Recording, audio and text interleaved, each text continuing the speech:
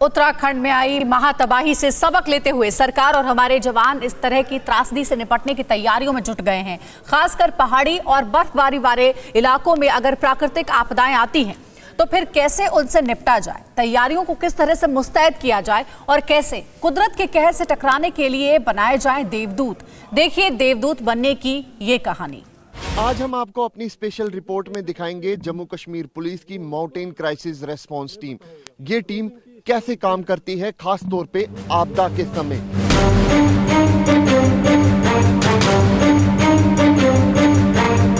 वैसे तो जम्मू कश्मीर में अमरनाथ यात्रा के दौरान इस तरह के ऑपरेशंस की जरूरत होती है, लेकिन इस अभ्यास का महत्व तो अभी और बढ़ गया है जब उत्तराखंड में कुदरत ने कहर बरपाया है।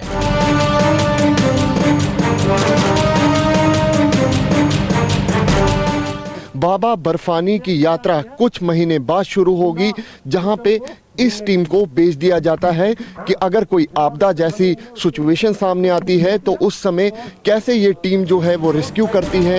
ये किसी भी रेस्क्यू के लिए पहले जवानों को तैयार किया जाता है और यहाँ भी टीम लीडर टीम के सदस्यों को यही समझा रहे हैं। ऑपरेशन में इस्तेमाल होने वाले उपकरणों की जानकारी दे रहे हैं। सबसे पहले ऑफिसर इन जवानों को ये कह रहे हैं कि सबसे पहले आपकी सेफ्टी जरूरी है और वो कौन से इक्विपमेंट्स है जो ये जवान अपने साथ कैरी करते हैं जब भी कोई क्राइसिस जैसी सिचुएशन आती है। ये देखिए, ये वो रोप है जो ये जवान अपने साथ लेके जाते हैं अगर कोई डिजास्टर जैसी सिचुएशन सामने आती है।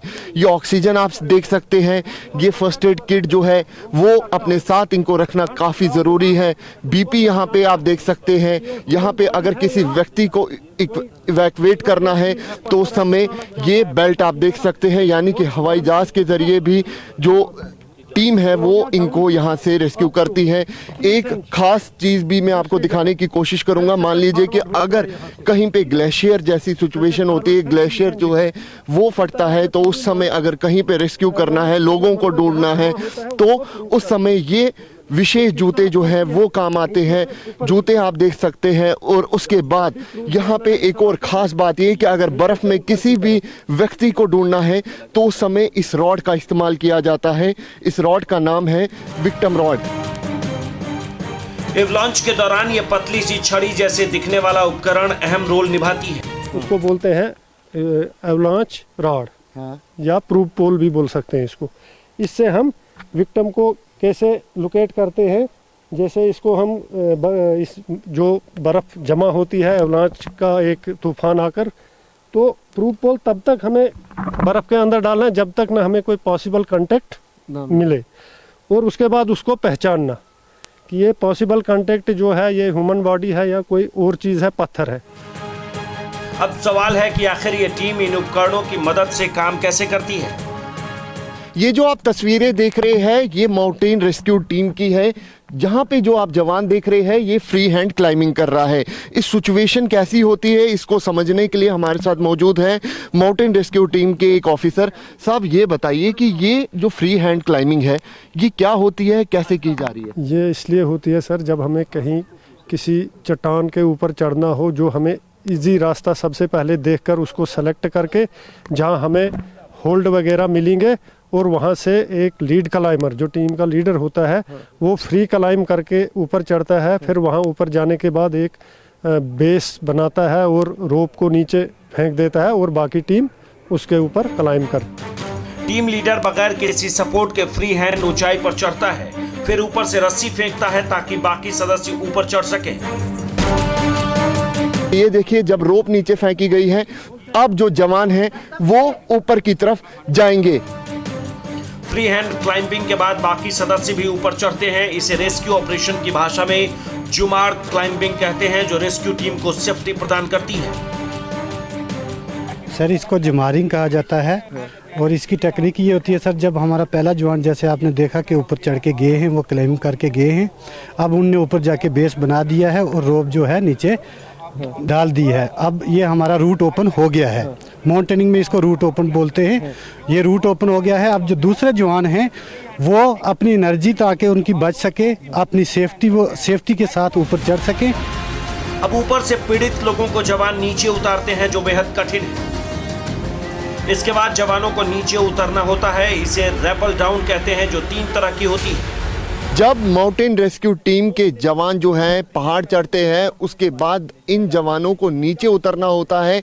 वो कैसे उतरते हैं, उस समय किस तरीके की टेक्निक का इस्तेमाल किया जाता है, ये साफ तौर पे आप अपने टीवी स्क्रीन पे देख सकते हैं। एक गलती यानी कि काफ़ी ज़्यादा दुर्घटना होना। ऑफिसर हमारे साथ मौजूद है, समझाएंगे कि कैसे ये होता है। सर, ये जो अभी हुआ ये क्या था? जी, अभी जिस तरह से पहले जुमारिंग करके जवान ऊपर गए हैं, उस तरह से अब रैपल डाउन करना, पहाड़ से नीचे उतरना है। इसमें अलग अलग किस्म की जो टेक्निक है। फर्स्ट आपको जो पहला वाला था वो स्टॉमिच रैपलिंग, 2 रोप की मदद से वो स्टॉमक के साथ वो नीचे उतरता है। दूसरा साइड रैपलिंग और तीसरा है सीड हार्डनेस रैपलिंग। 3 किस्म की आपको रैपलिंग बनाई है कि किस तरह से ये पहाड़ से नीचे उतरते हैं। इन तकनीकों का इस्तेमाल नहीं करने पर दुर्घटना की संभावना बढ़ जाती है, जो खतरनाक साबित होती है। जो रेस्क्यू ऑपरेशन अभी आपने देखा, इस तकनीक का इस्तेमाल अभी उत्तराखंड में आई तबाही में की जा रही है।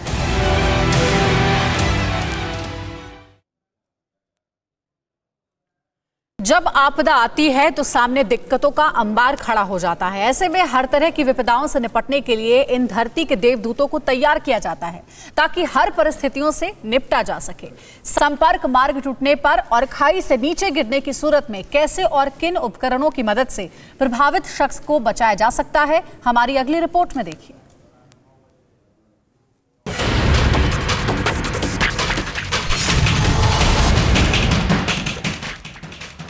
अब रेस्क्यू ऑपरेशन की उस तरकीब को हम दिखाने जा रहे हैं, जो पहाड़ी इलाकों में तब इस्तेमाल की जाती है जब कोई गाड़ी या शख्स खाई में गिर जाता है। खाई में अगर गाड़ी गिर जाती है, एक्सीडेंट हो जाता है, तो उस समय जख्मी लोगों को रोड साइड तक कैसे पहुंचाया जाता है, ये काम भी माउंटेन रेस्क्यू टीम को सिखाया जाता है। यहाँ पे एक सिचुएशन बनाई गई है कि एक जगह पे एक्सीडेंट हुआ है, वहाँ पे माउंटेन रेस्क्यू टीम को भेजा गया है। जवान जो है वो किस तरीके से नीचे पहुँचे हैं और उसके बाद ये जो लोग जो जख्मी पड़े हुए हैं उनको कैसे ऊपर तक पहुंचाया जाएगा। सर, सबसे पहले हम उस इलाके की जो है देखेंगे कि इसमें एक आम जो बंदा है नीचे पहुंच सकता है या नहीं, या इसमें इक्विपमेंट का सहारा हमें लेकर के नीचे पहुंचना है।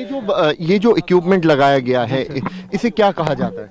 इसको सर सब एक रोप है सर हमारे पास, उसके साथ हमारे साथ एक कैराबिनर है। उसके बाद हमारे पास जो एक स्ट्रेचर जो बना होता है वो नहीं है, इसलिए ये हमने खुद अपने से बनाया हुआ है, लकड़ी का बना हुआ है ये, ताकि कहीं ऐसी जगह पर, कहीं जंगल में या कहीं ऐसी नाले में विक्टिम गिर जाता है तो उस जगह पर अगर हमारे पास कुछ नहीं है, मतलब स्ट्रेचर नहीं है, तो हम अपने से स्ट्रेचर बना के लकड़ी का या किसी का, तो हम उस विक्टिम को रेस्क्यू। जोखिम कितना रहता है सर? जोखिम तो काफ़ी रहता है सर। अगर हमारे पास फुली इक्विपमेंट अगर हम होंगे तो हम ये रेस्क्यू जो है कहीं भी कर सकते हैं। बगैर उपकरण के जोखिम का खतरा ज्यादा होता है, लेकिन कभी कभी इन धरती के देवदूतों को खुद ही ऐसे उपकरण बनाने होते हैं जिसके जरिए पीड़ितों और घायलों का रेस्क्यू किया जाता है। ऐसे हालात पहाड़ी राज्यों में और खासकर अमरनाथ यात्रा के दौरान अक्सर देखने को मिलता है। हमने देखा है कि कई बार अमरनाथ यात्रा हो या फिर वैष्णो देवी की यात्रा हो या जम्मू श्रीनगर नेशनल हाईवे हो, कई बार रोड एक्सीडेंट हुए हैं, कई गाड़ियां खाई में जाती है और उस समय रेस्क्यू किया जाता है जवानों की तरफ से। इस मेथड को जेट पुलिंग मेथड कहते हैं, जिनमें इन जवानों को एक्सपर्ट बनाया जाता है। जेड पुली मेथड बोलते हैं रेस्क्यू। ये जो टेक्निक है इसको हम जेड पुली मेथड बोलते हैं सर। तो जेड पुली के सहारे हम जो इस काम को अंजाम देते हैं। तो यहाँ पे आप सुन सकते हैं कि जेड पुली मेथड के ज़रिए जो है इस काम को अंजाम दिया जाता है और इन लोगों की यही खासियत है कि अगर कहीं पे भी डिज़ास्टर होती है, चाहे वो आपा, चाहे वो बाढ़ जैसी सिचुएशन हो या फिर अगर रोड एक्सीडेंट होता है कहीं पे पहाड़ी क्षेत्रों में, उस समय कैसे क्विक रेस्पॉन्स करना है, लोगों की जान बचानी है, इसमें इन लोगों को महारत जो है वो हासिल है। और उत्तराखंड में जिस तरीके से आपदा आई, वहाँ पर भी इसी तरीके का रेस्क्यू ऑपरेशन जो है वो लगातार चलाया जा रहा है।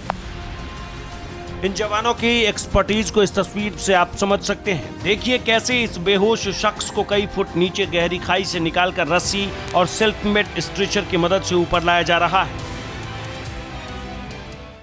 उत्तराखंड में आई आपदा के बाद जिस तरीके से कई गांवों का कनेक्शन जो है वो टूट गया था और उसके बाद किस तरीके से रेस्क्यू ऑपरेशन लगातार उत्तराखंड के चमोली में चलाया जा रहा है, उसी के स्तर पर आज हम आपको दिखाएंगे कि अगर किसी गांव का कनेक्शन जो है आपदा के समय संपर्क जो है वो टूट जाता है, उस समय किस तरीके से काम जो है माउंटेन रेस्क्यू टीम करती है, एसडीआरएफ एनडीआरएफ के जवान करते हैं, जम्मू कश्मीर पुलिस की माउंटेन रेस्क्यू विंग जो है वो किस तरीके से डिजास्टर के समय काम करती है। यानी कि अगर किसी गांव का संपर्क टूट जाता है तो उससे संपर्क बनाना किस तरीके से किया जाता है, और अगर उस गांव में कई लोग जख्मी होते हैं तो उनको सुरक्षित कैसे पहुंचाया जाता है। ये देखिए कि यहाँ पे एक सिचुएशन बनाई गई है कि गांव से संपर्क टूटा है, वहां पे कई लोग जो है वो जख्मी हो चुके हैं और उनको यहाँ की तरफ यानी कि वहां से रेस्क्यू करना कैसा होता है वो साफ तौर पे आप अपने टीवी स्क्रीन पे भी देख सकते हैं।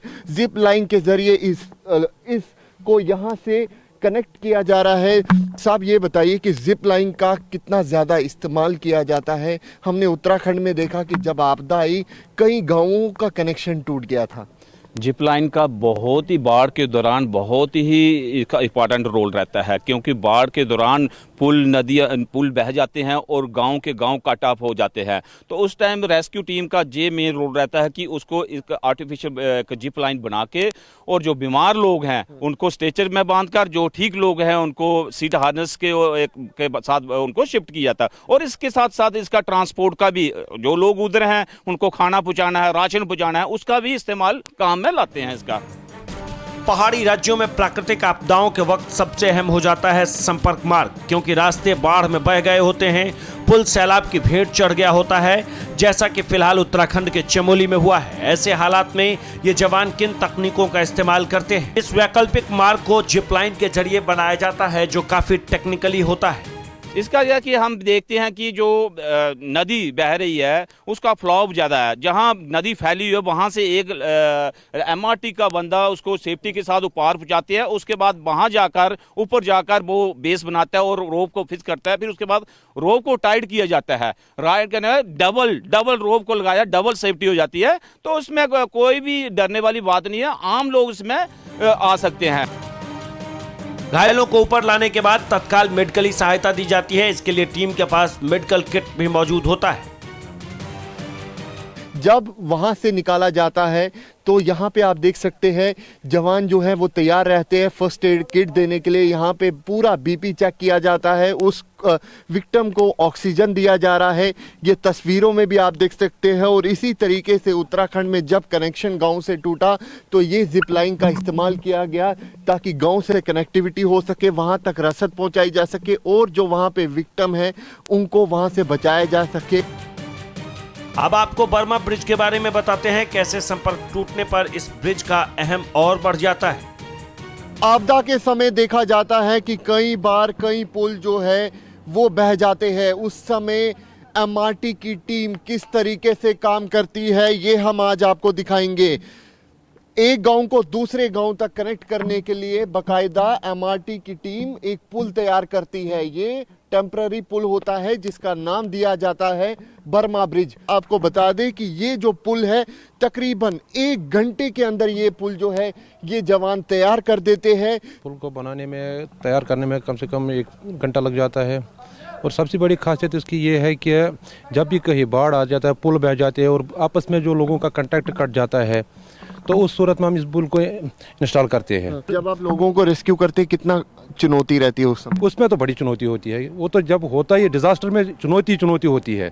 उसमें ये नहीं है कि बस जैसे हम आम जिंदगी गुजारते हैं वो तो नहीं होती है। उस वक्त बिल्कुल अलग ही माहौल होता है।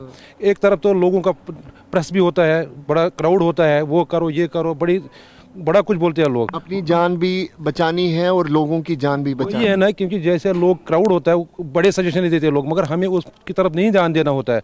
खाली हमारा ध्यान होता है अपने काम पर, ताकि हम अपने आप को सेफ रखते हुए दूसरों को भी सेफ्टी प्रदान कर सके। ये सारा काम एमआरटी की टीम करती है। क्या है ये एमआरटी, कैसे काम करती है और इसकी खासियत क्या है?